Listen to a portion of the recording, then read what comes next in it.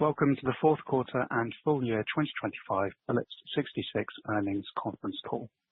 My name is Michael, and I will be your operator for today's call. At this time, all participants are in listen-only mode. Later, we will conduct a question and answer session. Please note that this conference is being recorded. I'll now turn the call over to Sean Maher, Vice President of Investor Relations and Chief Economist. Sean, you may begin.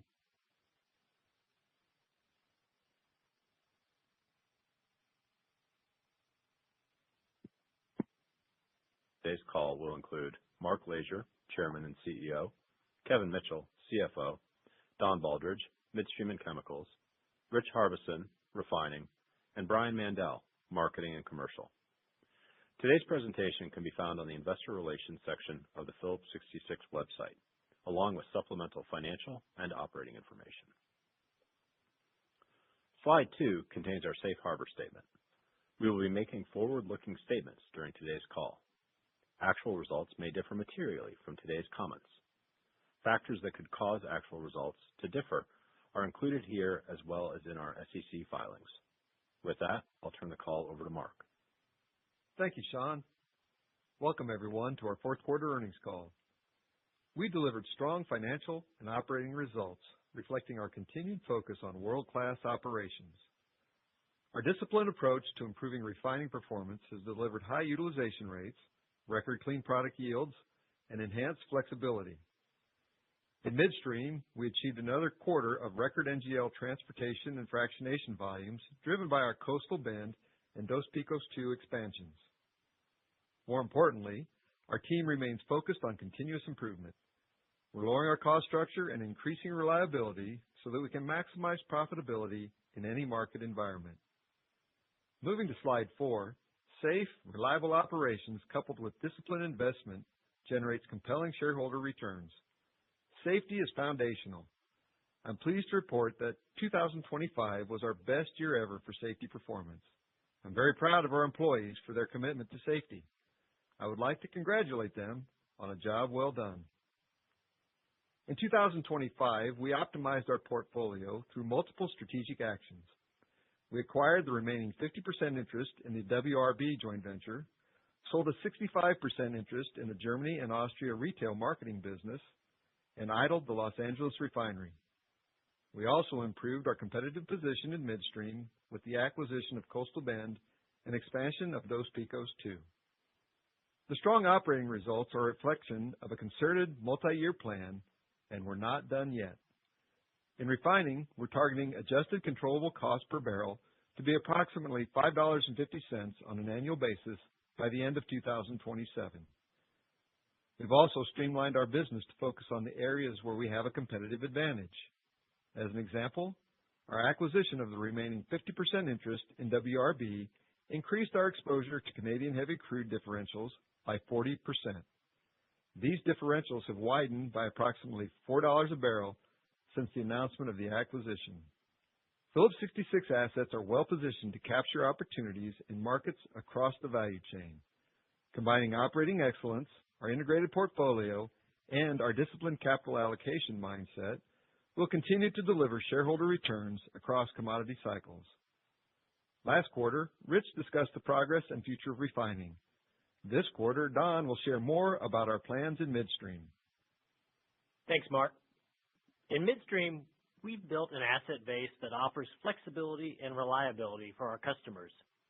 We've increased adjusted EBITDA by 40% since 2022, and we've delivered approximately $1 billion of adjusted EBITDA in the fourth quarter of 2025. Our growth and our performance is a result of disciplined execution, which has created a competitive wellhead-to-market value chain. Over the past 4 years, we have high-graded and simplified our portfolio.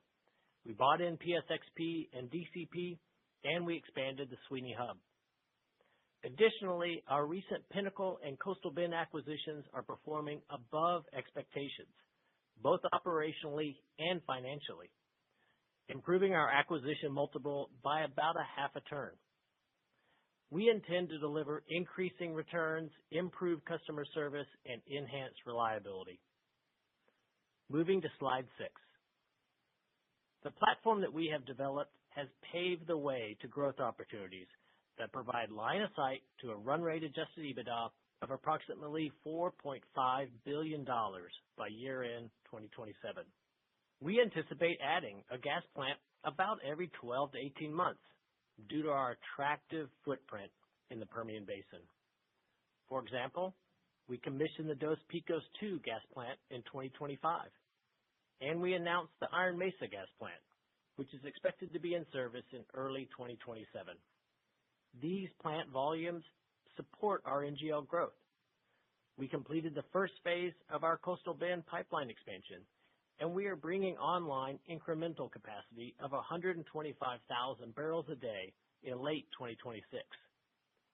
In addition to these larger projects, we continue to identify low capital, high return organic growth opportunities across multiple basins. We are positioned to deliver mid-single digit adjusted EBITDA growth, which will support our corporate capital allocation priorities. Our team continues to execute at a high level on a day-to-day basis. We have great momentum to deliver on our growth plans. Now, I'll turn the call over to Kevin. Thank you, Don. On slide 7, Midstream adjusted EBITDA covers two important priorities: a secure, competitive, and growing dividend of approximately $2 billion and sustaining capital of approximately $1 billion. This leaves the balance of cash flows available for accretive growth opportunities, share repurchases, and debt reduction. Further, at our targeted debt level of $17 billion, total debt would be approximately 3 times the adjusted EBITDA for Midstream and Marketing and Specialties, leaving refining essentially debt-free. We remain committed to a conservative balance sheet and to returning greater than 50% of net operating cash flow to shareholders through dividends and share repurchases. On slide 8, fourth quarter reported earnings were $2.9 billion, or $7.17 per share. Adjusted earnings were $1 billion, or $2.47 per share. Both reported and adjusted earnings include the final $239 million pre-tax impact of accelerated depreciation associated with idling the Los Angeles refinery. Capital spending for the quarter was $682 million. We generated $2.8 billion of operating cash flow. We returned $756 million to shareholders, including $274 million of share repurchases. Net debt to capital was 38%. I will now cover the segment results on slide 9. Total company adjusted earnings were flat for the quarter at $1 billion, with sequential improvements in refining, renewable fuels, and midstream, mostly offsetting decreases in chemicals and marketing and specialties. Midstream results increased mainly due to higher volumes, partly offset by lower margins. In chemicals, results decreased mainly due to lower polyethylene margins driven by lower sales prices. Refining results benefited from the acquisition of WRB. Additionally, we saw higher realized margins in the Gulf Coast, partly offset by weaker Central Corridor crack spreads. Marketing and specialties results decreased, primarily due to the sale of a 65% interest in the Germany and Austria retail marketing business and seasonally lower domestic margins, partly offset by higher UK margins and lower costs. In renewable fuels, results improved primarily due to higher realized margins, including inventory impacts, partly offset by lower credits. Slide 10 shows cash flow for the fourth quarter. Cash from operations of $2.8 billion included a $708 million working capital benefit due to an inventory reduction, partly offset by the impact of falling prices on our net receivables and payables position. We received $1.5 billion from the sale of a 65% interest in the Germany and Austria retail marketing business. We repaid over $2 billion in debt and acquired the remaining 50% interest in WRB. We funded $682 million of capital spending and returned $756 million to shareholders through share repurchases and dividends. Our ending cash balance was $1.1 billion. Looking ahead to 2026 on slide 11. In the first quarter, we expect the global O&P utilization rate to be in the mid-90s. We anticipate corporate and other costs to be between $400 and $420 million. Beginning in 2026, costs associated with the idled Los Angeles refinery will be reported in corporate and other. In refining, we expect the worldwide crude utilization rate to be in the low 90s. Turnaround expense is expected to be between $170 and $190 million. For the full year, we expect turnaround expenses to be between $550 and $600 million. Utilization rates and turnaround expenses by region are provided in the appendix. We expect corporate and other costs to be between $1.5 and $1.6 billion. Depreciation and amortization is expected to be between $2.1 and $2.3 billion. Moving to slide 12, Mark will now provide some final thoughts. We will then open the line for questions, after which Sean will wrap up the call. 2025 was a pivotal year for Phillips 66. Over the last 4 years, we've been laser-focused on improving performance and advancing our strategy. We reduced cost, simplified the company, and made tough decisions. We streamlined leadership, reduced headcount, outsourced work, and rationalized our refining footprint. In 2025, we began to see the benefits of the discipline, solid, consistent results, which we're excited to build upon. We monetized more than $5 billion of assets and leaned into our integrated portfolio. We built a competitive wellhead-to-market position in midstream, and we raised the bar in refining. Our teams responded, and we're driving toward world-class performance, and we're excited about what we'll do. Our assets work together. They complement one another, and our people maximize their value. We build a culture of ownership and accountability. We've challenged every employee to step up and aligned incentives so more of our people think and act like owners. Going forward, our priorities are clear: safe, reliable operations, continuous improvement, and disciplined capital allocation that returns cash to shareholders now while funding accretive returns that generate even more cash over time. This is a competitive business, and we have to earn investors' trust every day. We have momentum, and we're confident that we can rise to the challenge and deliver for our shareholders. Results matter, and in 2025, you've seen a positive inflection point in our results, and the best is yet to come.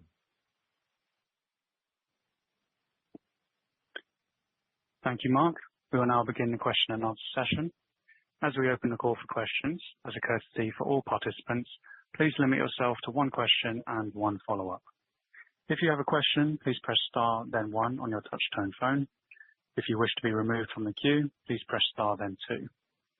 If you're using a speakerphone, you may need to pick up the handset first before pressing the numbers. Once again, if you have a question, please press star, then one on your touch-tone phone. First question comes from Steve Richardson with Evercore ISI. Your line is open. Please go ahead. Hi, thank you. I was wondering if we could start on the Central Corridor, please. Can you talk about your outlook for mid-continent products and opportunities you see on the feedstock side, particularly now that you have a quarter plus of WRB consolidated? Appreciate the comment in the prepared remarks about the 40% increase in exposure to Canadian heavies, but wondering if we could dig in there first, please. Hey, Steve, this is Brian. In PADD 2, we have our maximum integration between our refining, midstream, and marketing assets. And as you probably know, we're one of the largest importers of Canadian crude. And from a crude perspective, PADD 2 is the first stop for this advantaged heavy Canadian crude. We also have crude optionality with various Cushing crude grades and advantaged crudes directly from the wellhead in PADD 2. And the winding heavy diffs are a tailwind, a strong tailwind for the business. And as you heard in the intro, we've seen those diffs widen by $4 since our purchase of WRB. Our sensitivities indicate that each dollar is worth $140 million in yearly earnings for the crude diff. Additionally, PADD 2 is expected to have the most robust demand profile for the next decade, with gasoline stable and with diesel and jet continuing to grow. We have really well-positioned assets in the market, and we have a strong supply of WCS and other crudes and good product demand, so margins should be very supportive. Also, the ability of our commercial team to extract optionality from the assets and extract optionality from the integration of the assets provide additional value. And then finally, I'd say the Western Pipeline will help raise demand for PADD 2 products to fill a short in PADD 5. That's great. Thanks, Brian. I was wondering if we could follow up a little bit on costs. You've shown pretty good incremental progress on controllable refining costs this quarter, particularly relative to last year's fourth quarter. Can you talk about your 2026 priorities on the cost outlook? This is probably for Rich, but particularly as you have really improved utilization rate and clean product yield so significantly. Yeah, thanks. This is Rich. Maybe I'll just start with a little bit of a recap of the fourth quarter, which is really setting the base for the 2026 performance, and it has some really good highlights here to show. We were $5.96 in the fourth quarter, which is clearly a nice improvement quarter over quarter, and directionally heading towards that $5.50 target that we're up. Regionally, we saw some volume on the denominator side change. So, of course, we had the Los Angeles refinery idling and then the WRB acquisition. So those have subtle impacts to the calculation. The primary headwinds we saw in the fourth quarter were really the natural gas pricing had increased. That was about a 13-cent a barrel headwind for us. But also the Los Angeles refinery idling was also a big expense. We had a lot of expense there as we wound down that operation and put it in a safe position. And we had essentially no barrels throughput through that. So if we were to exclude that cost from our calculation for the fourth quarter, our actual fourth quarter performance was around $5.57 a barrel. So very strong performance by the organization, even in the headwinds of this. So I'm very optimistic. We're on track for this $5.50 target. Going forward in 26, the idling of the Los Angeles refinery will have a positive influence on an annualized basis of about 30 cents a barrel. So that's a positive tailwind for us. And also, probably as important is our organization and the continuous improvement effort our organization has really built into how we do our business day in and day out. And we're targeting another 15-cent a barrel reduction on that by year end 2026. We've got over 300 initiatives that we're working and a very solid track record of capturing value from this program. So all this is resulting in what I see as a very structural change in the business, honestly. We've got these organizational changes and work processes that we've put in place, and we've got dedicated resources that are challenging the status quo of everything we do each and every day, trying to find a better way to do it, driving inefficiencies out, eliminating waste, And of course, foundationally for all this is reliability. You've got to be in the market to capture the market, and we're seeing continued progress on our reliability programs, and we have a very safe operation as well, an organization that is committed to safety.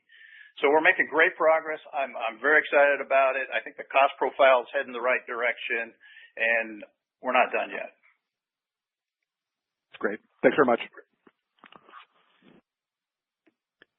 We now turn to Neil Mehta with Goldman Sachs. Your line is open. Please go ahead. Yeah, just building on the operations and refining. You talked about operating costs. Can you spend a little time on turnaround specifically? Last year, I think you were able to beat your turnaround guide. In Q1, it looks like you're going to be running in the low 90s utilization, which is probably better than a lot of your peers. Just your perspective on how you're managing through the turnarounds and what you're looking to be best in class there. Hey, Neil, this is Richie, and thanks for the question. And I think I'm getting a few questions on this front. And one thing I want to make clear is the 2025 guidance for turnarounds did not include WRB. The 2026 guidance includes 100% WRB. So there is a little bit of basis difference on these turnarounds. So you see a slight uptick in total turnaround costs, but full inclusion of the WRB assets in that. So when I think about 2026 and how it's going to move, we see ourselves in a relatively low part of the cycle on the turnarounds. The TAs are focused primarily in the central corridor with a smaller effort in the Gulf Coast area in 26 first quarter TAs, and that's highlighted in our enhanced information provided at the back end of the presentation here, which is giving you some insight onto the quarterly or the area's geographic location of the turnarounds that we're providing. So we do see a fairly light turnaround cycle, even though you see the dollars go up a little bit. It's that inclusion of WRB into it that's reflecting it. And the other thing to think about, we've often guided to 75 cents a barrel as the impact of our turnarounds. And there is a slight uptick if you were to take WRB and look at it in isolation, but that's being offset by the idling of the Los Angeles refinery. So there's essentially no material change to that guidance on an annual basis either, Neil. Yeah, thank you. And then Mark and Kevin, follow up for you. I think, Kevin, you talked about this 8222 framework. I thought that was a helpful way or moniker for thinking about the cash flow associated with your business. So I guess one of the questions as you guys are working down the debt towards the 30% net debt target, you're at 38% right now, is what's the capacity to buy back stock? And so if you could walk through that framework, that would be helpful. Yeah, Neil, it's I think it's pretty straightforward because we've laid out the debt target and also the 50% or greater of operating cash flow return to shareholders through the dividend and share buyback. So the dividend, which is secure, competitive, and growing, is right around $2 billion per year. The capital program, and we continue to be very disciplined around how we think about the capital program and the execution against that.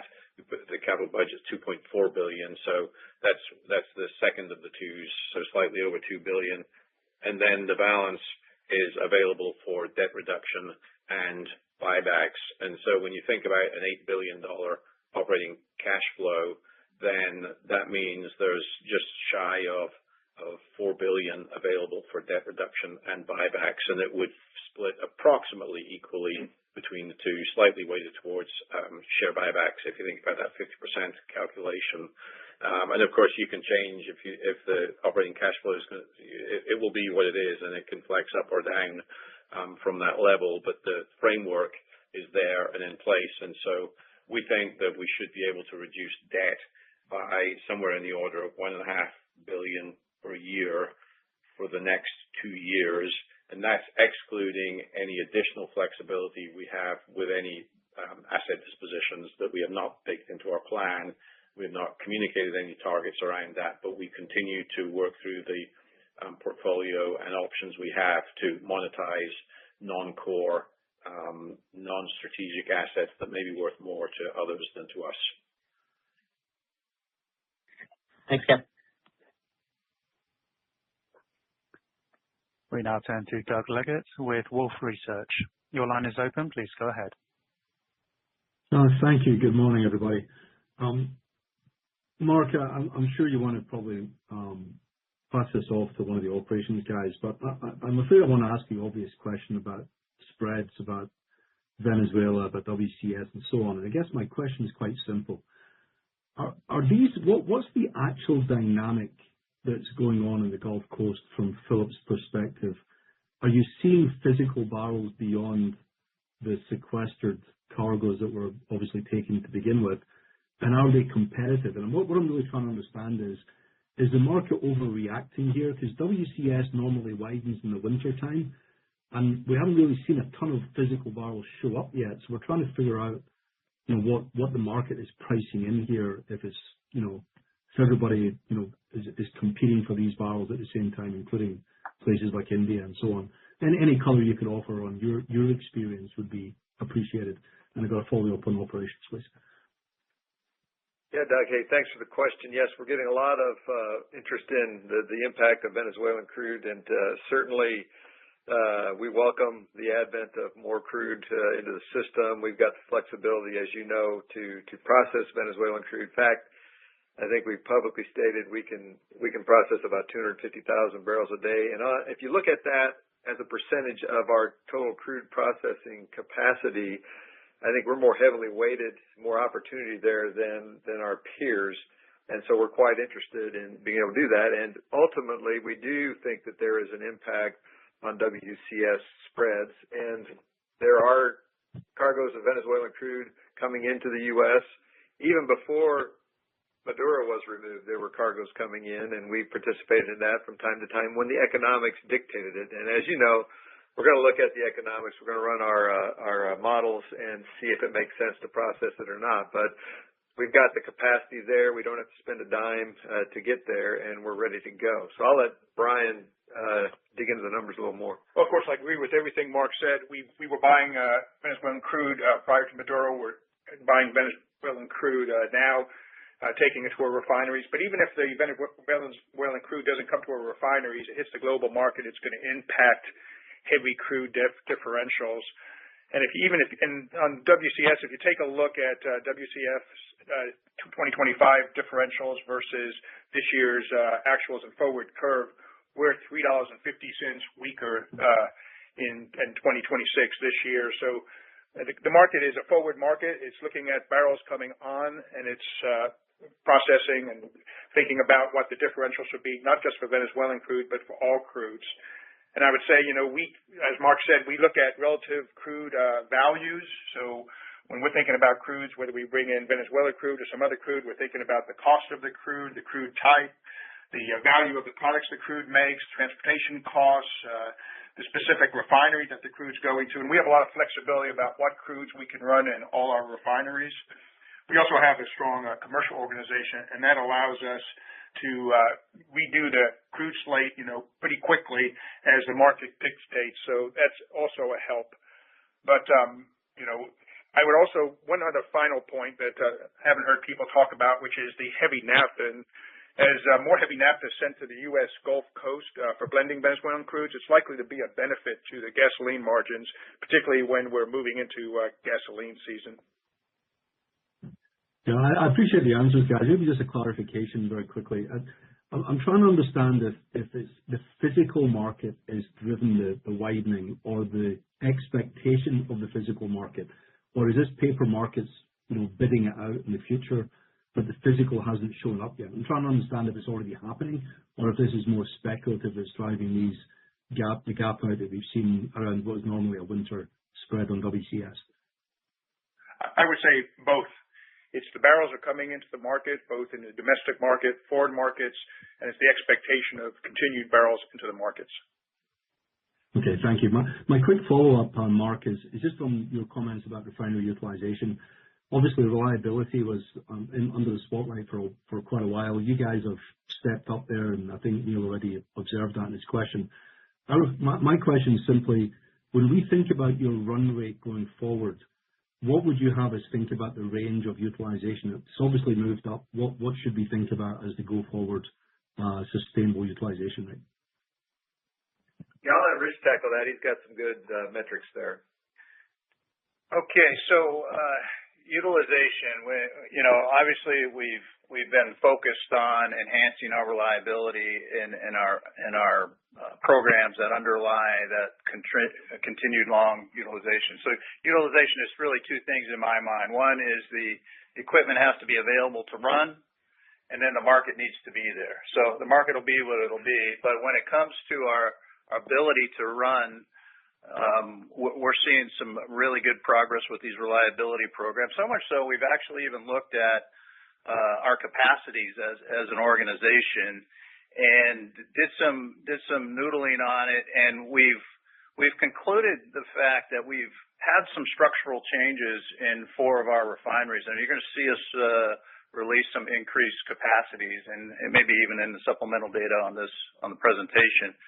But there's two primary reasons. One that we're going to increase these capacities. One is demonstrated improved operating rates at two of the refineries and projects that have been implemented at two other refineries. So at our Billings refinery, we're going to move the capacity of that facility from historic 66,000 barrel a day stated capacity to 71,000 barrels a day. And at the Ponca City refinery, we're going to move that from 217,000 barrels a day to 228,000 barrels a day. And on the project side, we've talked about both of these projects, and I think in 2025 they were both commissioned and have both demonstrated their capability to meet the design parameters. So at the Bayway facility, we've talked about the VGO, the native VGO project. That has also unlocked some crude capacity for us. And we're going to move the Bayway refinery up to 275,000 barrels a day capacity from 258, and then the Sweeney refinery from 277 to 265 related to the sour crude flex project, which we've talked a lot about over the time. 35,000 barrel a day increase in capacity across the system, about a 2% increase. So when we think about utilization and then as a factor of capacity, you could see us using the equipment even at a higher level than what we have historically reported on. And I would just add to that, there's been a concerted effort around turnarounds. You've seen our turnarounds become more disciplined, and we're taking work out of the turnarounds. The work's still getting done, but we're finding creative ways to get it done outside of turnarounds, so it shortens that duration and the financial impact. And we've been using things like machine learning. We reduced the spend on turnarounds in our forecast, I believe, mid-year substantially, and I think we still beat that throughout the year because we're getting better and better at using those tools to better implement our turnarounds to manage the impact on utilization. So that's underlying some of that performance as well. Right. Mark, thanks so much for the answer. You're the reason we're having a panel on this exact topic at our conference in a few weeks. So thanks, guys. Very thorough answer. I appreciate that. We now turn to Lloyd Byrne with Jefferies. Your line is open. Please go ahead. Hey, good afternoon, guys. Mark, thank you for taking the questions. Maybe you guys could start with just an update on Western Gateway and the open season, and then I know you guys are extending the destination to LA, but any hurdles, next steps, where are you in permitting, all that stuff? Hey, Lloyd, this is Don Baldridge. I appreciate the question. To unpack that a bit, we had a first open season, positive response. We received multiple shipper commitments, which really gives us a solid base of volume and some certainty there. And as you mentioned, what we're doing now in this second open season, it's really an extension as opposed to an expansion instead of an extension, because what we've done is we've expanded the delivery points all the way into the California market, specifically the LA market, which is really the heart there of California demand. That plus being able to reach back into the Gulf Coast, where we have made arrangements to be able to pull product in from the Gulf Coast through the Explorer pipeline to reach the Western Gateway path. As you know, we're a 22% owner of Explorer, so there's some benefit there. And so, now prospective customers, they really, have the ability to reach a very liquid demand center in the LA market, be able to reach back to supply origins both in the mid-continent as well as the Gulf Coast. We think that is really a compelling offer. That's what this second open season is primarily focused on. And what I'd emphasize for you is that liquidity. That's really, I think, what's going to help drive additional interest in this project. Like I said, we received commitments in the first open season. We're expected to get additional commitments for this path that would really be the Gulf Coast, mid-continent to LA. The feedback's been positive. I think the folks that we are actively engaged with along this project see the market developing a lot like we do, where the West Coast begins to look a lot like the East Coast, where it's supplied by a few refineries, some imports that are waterborne, and then you have a pipeline which delivers really competitively priced, attractive, reliable American-produced fuel to that market. So that's what we think is really exciting about this. We're obviously actively working through the scoping and design phase and feel real confident in terms of the ability to execute.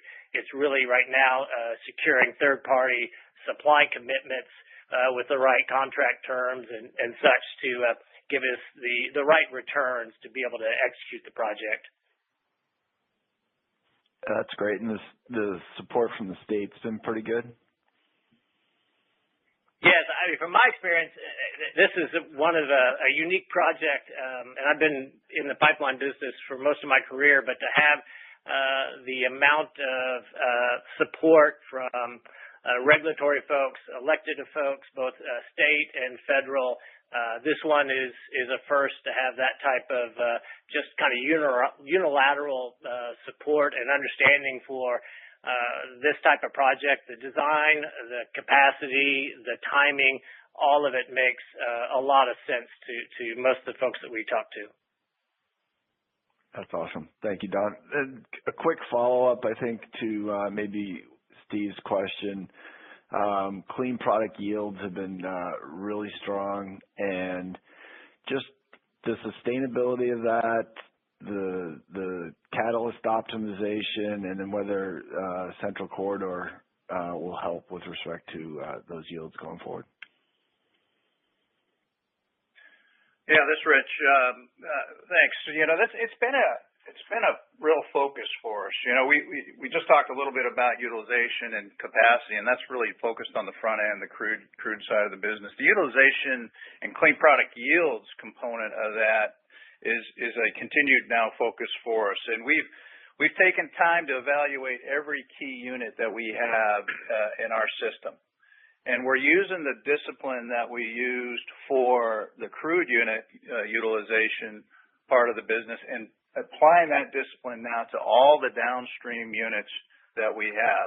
And what you're seeing is the results of this effort starting to creep into the numbers here, and you see it in the clean product yield component of that. We had a record year this year annually for clean product yield, which is not an easy thing to achieve in a system as large as ours. But what it is each organization is taking a detailed look at every one of these conversion units and making sure that we are converting to the highest product value that we can. So I feel it's structural. It's a structural change in our business. And I see it as very sustainable. And I also see it as you're going to see continued progress on this as we move forward here. Part of it driven by the organization's performance, the other part driven by our small capital, high return investment opportunities. Great. Thank you, guys. We now turn to Manav Gupta with UBS. Your line is open. Please go ahead. Congrats on a lot of positive developments, including the debt pay down and cost reductions. My question here is, when we look at the midstream earnings, you can let me know if I'm wrong, but I think you've almost doubled them in the last 2 years. So how should we think about the midstream portfolio going ahead? Should we assume like the organic 5% or something like mid-single digit organic growth in midstream, and a possibility of good bolt-on deals if they come along? Like, help us understand the growth path for midstream from here on.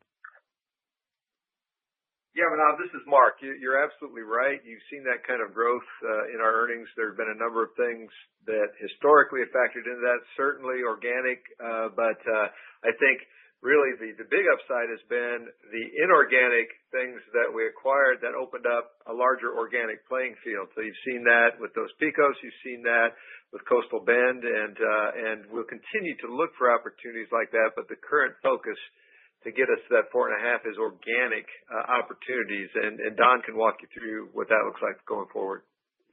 Yeah, Manav, I can just say I think we are right where I expected us to be from a run rate EBITDA, right around that $1 billion, and maybe to kind of unpack how that looks over the next couple of years. I expect us to be about this $1 billion run rate. We'll have some, quarter-to-quarter variability, a bit with commodity prices that are, sensitive in our G&P business, so what the realized prices are, as well as, just our contract and volume mix when we factor in fee escalations and recontracting and spot rates and such. And the real step changes will be these organic growth projects that we have been talking about. And when those come online and fill up here the latter part of 26 and into 27, those will be the big earning contributors. That's what really takes us to that $4.5 billion run rate by the end of 27. And what I'd highlight for you, and I think you heard it a bit from Mark, is the momentum that we have within our midstream business. As you know, I came in from the DCP acquisition, and I can tell you we are a much different midstream business today than we were just a few years ago because of the platform that we built. Like Mark mentioned, some of these acquisitions, putting this platform together, we are a dramatically better midstream company. We have, really great response from our customers. They see the breadth and the quality of the service and the reliability that we are executing on. So we're getting a lot more deal flow. We see that as what really gives me a lot of confidence in hitting our target at that $4.5 billion by end of 27. We also, you're seeing the deal pipeline fill up for things past 27, like a potential expansion of Corpus Christi's frac, like the Western Gateway. And it's those types of projects that are starting to come to fruition in our deal pipeline that gives me a lot of confidence that this is a sustainable growth rate of that mid-single digits, not only to 27, but well beyond 27. Perfect. So my quick follow-up here is a little bit on the refining macro. And we started 2025 with a very bearish outlook, and things improved, and refiners massively outperformed S&P in 2025. Now, you're starting 26 with a very similar sentiment, where for some reason people are overly bearish on refining, but the way the setup is looking, it's still looking pretty constructive to us. And year to date, refiners have again massively outperformed S&P. You have definitely outperformed S&P. I'm just trying to understand what's your refining macro outlook, and do you believe that we could have another good year in 2026 as we did in 2025? We couldn't agree with you more, Manav. We are very bullish. If you look toward the start of spring turnarounds, we believe the refining system will have trouble keeping up with demand. First, demand continues to keep growing in 2026, and if you look at global net refinery additions, they are less than global demand growth. We also see new refinery builds weighted to the very end of the year, and they'll probably slip into 2027. Second, we had very low unplanned turnarounds in 2025, and it'd be hard for unplanned outages for the U.S. refining system to be much lower, particularly with, as you point out, that recent high utilization. So couple this with the widening of the heavy diffs and the benefit of that to our system, and we are very constructive margins for the year. Thank you so much. We now turn to Theresa Chen with Barclays. Your line is open. Please go ahead. Hi. On the midstream front, how do you view the likelihood of increased ethane projection in the Permian following the startup of multiple residue gas pipelines in the second half of 2026 and beyond? What implications could that have for your NGL volumes and margin realizations over time? And given your integrated strategy translating this potential development to the chemical side, if Gulf Coast ethane availability tightens, could incremental upstream rejection ultimately affect the feedstock advantage for Gulf Coast crackers?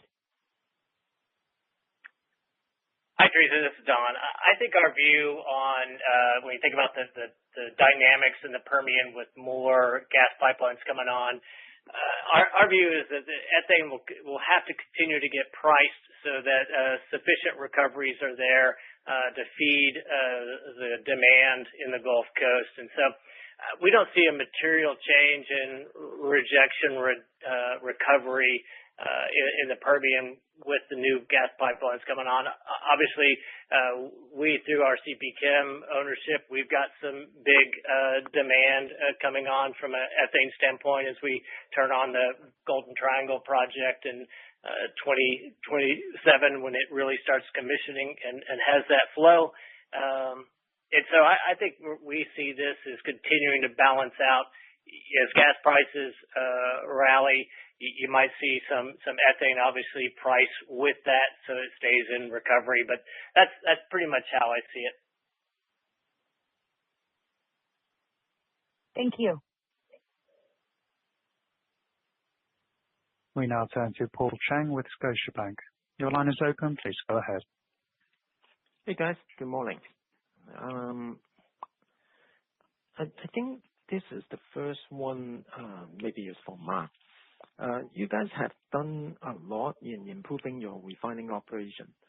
So as of this point, with your house is gradually, I think, getting into the shape that you want, do you believe you could be a good consolidator in the refining industry? And do you have the desire to do it if there's a good refining asset or that okay refining asset is available that you may be able to add to the system and be able to enhance? So what kind of criteria you may be looking at? Secondly, that if we look at your heavy oil, I assume that in the first quarter you're going to run more heavy oil given the discount. So is the first quarter that you are already maxing out that capability, or that you actually think you still have excess capacity for the remaining of the year comparing to the first quarter level? And as you increase your heavy oil processing, will that in any shape or form impact your light product yield as well as your overall throughput level? Thank you. Yeah, Paul, I'll answer your second question first and maybe invite others to pile on. But we are maxed out heavy. We are taking full advantage of what's out there.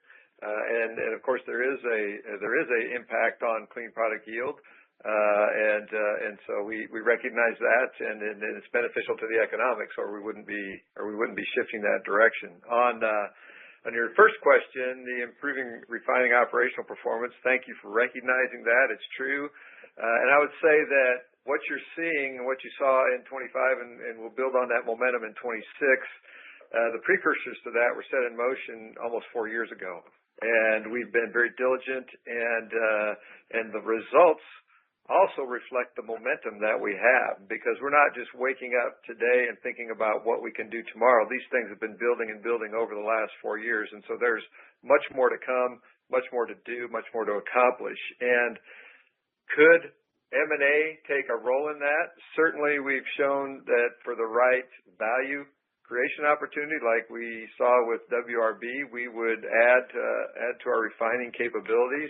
I think they're fairly rare, and maybe you could call them unicorns, but if there are the occasional unicorns that come up, we would certainly take a look at it, and if it added to our competitive advantage, particularly in the Mid-Continent or Gulf Coast, we would certainly take a hard look at things. Thank you. Thanks, Paul. We now turn to Sam Margolin with Wells Fargo. Your line is open. Please go ahead. Hi. Thanks for taking the question. Maybe turning it back to midstream, you made a comment, you alluded to this post-2027 growth opportunity.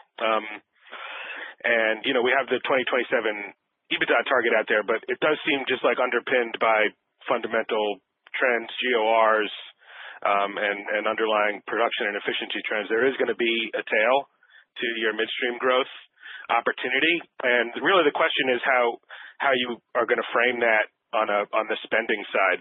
You've got some organic projects that are starting up this year and next. Feels sort of like a peak spend. Maybe there's some operating leverage and some infill in those new assets, or, there's an opportunity to accelerate spend. So just a question about how, the midstream gas opportunity extends past 2027 and what that means for your capital framework. Sure.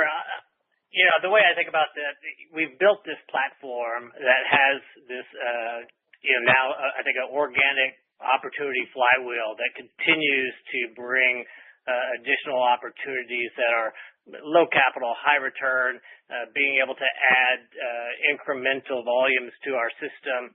And we'll continue to have some of these chunkier build out, and we've talked about a gas plant every year or so. I think we're on that pace. Additional fractionator on that. We're on that kind of pace where we'll have those types of additions. But in the interim, just lower capital, high return, both kind of build out extensions of what we have from a platform. I think will continue to carry day, and so I'd probably step back and just tell you that momentum and that platform that we see is just being able to generate those kinds of projects that will carry us beyond 27 and be able to continue on that mid-single digits. But I'd also say it's not just in our NGL business. We're seeing opportunities in and around our crude to clean value chain that we continue to stay focused on, and those are a lot of optimization projects around our pipes and terminals. So the breadth of which we can execute within the midstream space is pretty impressive and pretty exciting. Hey, Sam, it's Kevin. I'd also just add that the Western Gateway, if that's a project that moves ahead, that is not in any of our current projections. And so that just further adds to the potential for growth post-2027 if that goes ahead. Understood. Okay, thank you. And then maybe just a follow-up on chems. It's an industry issue, not a CPChem or a PSX issue, but there is more capacity coming, and maybe just your latest thoughts on chems, both strategically after this slate of projects you have come online, and then in the near term, mitigating some of these commodity challenges. Certainly, I think that CPChem is focused on getting those big projects up and operating. They do see them being quite accretive even in this environment, and so they need to get those online and generating value. But CPChem has shown that they're quite resilient during this downturn, generating our share of their EBITDA, $845 million in 2025. And what needs to happen and is happening in the marketplace is pretty large scale rationalization on the order of 20 million tons per year, and that would get the industry back to 85% utilization. Now, I'd note that right now the U.S. base is running at 90%. And so U.S. is leveraging its cost advantages, its capabilities, while Asia Pacific and Europe are running at about 65%. So they're on the bubble, they're on the ropes, and that's where we think the bulk of the rationalization needs to occur. We saw 5 million metric tons a year come off in 25. We expect another 5 to 7 coming out of Southeast Asia in this year and next, and then an additional rationalization of naphtha crackers in Europe to tighten things up. And then the new builds that are out there beyond what we see at Golden Triangle and Ras Laffan are primarily in China, and there's not a lot of clarity around those when they will come up. There were stories of them being operational but not actually being run in 25, and so that's a little bit fuzzier, and typically it takes longer for those assets to come on, and they'll only be brought on when the Chinese think that they might be useful, and so that continues to push out. Thanks so much. You're welcome. We now turn to Matthew Blair with TPH. Your line is open. Please go ahead. Great. Thank you, and good morning. Maybe just sticking on chems here, could you talk a little bit more about the modeling considerations for your Gulf Coast cracker and PE plant that's scheduled to come online later this year? Do you think that Q3 is a good startup target, and if so, how long would that take to ramp? In terms of the sales split, would that be completely oriented to the export market, or do you think like a 50-50 domestic export split would be reasonable? And then finally, for the ethane supply, does that all come from PSX, or do you have any sort of contracts with third-party ethane providers? Thanks. Yeah, thanks, Matt. Those assets should be commissioning and really starting up in the fourth quarter and then ramping up through at least the first half of 27. And given where we are today, it's going to be largely export oriented, and certainly initially they'll always want to repatriate as much of that volume as they can. But starting up, it'll be primarily export oriented. As far as the sourcing of ethane, the majority of it is coming from us, but they certainly have connectivity to ensure that they have the best possible situation and multiple sources of ethane. Sounds good. And then you mentioned the LA shutdown impact on op costs in the fourth quarter, which we found very helpful. Do you have a similar number, if there is one, on the LA shutdown impact for margin capture in the fourth quarter? And I guess the reason I ask is if I look at your margin capture in 2025 versus 2024, it looks like it came down about a percentage point, and some of your peers are talking about how their margin capture increased year over year. And of course, these indicators aren't exactly apples to apples, but maybe you could just help us understand, if there were any sort of unique headwinds to your margin capture in 2025. Thank you. This is Rich.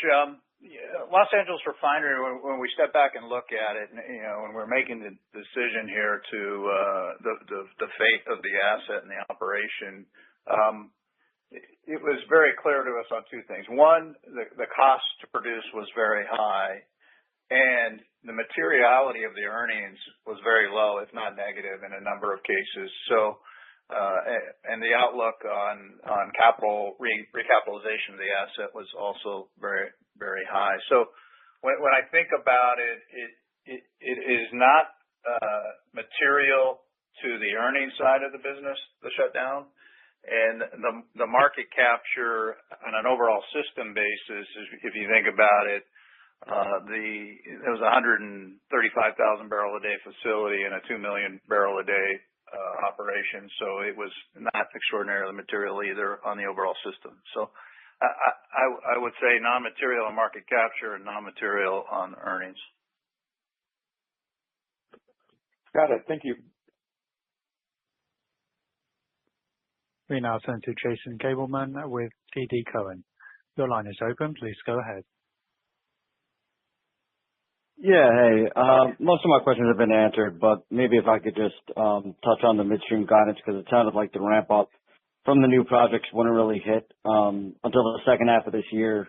So wondering if you're seeing any headwinds in the first half from recontracting on the NGL pipes, and if that's something that'll be a feature in future years. And then also anything specifically in 4Q that resulted in a step up in OpEx, which looked a bit high.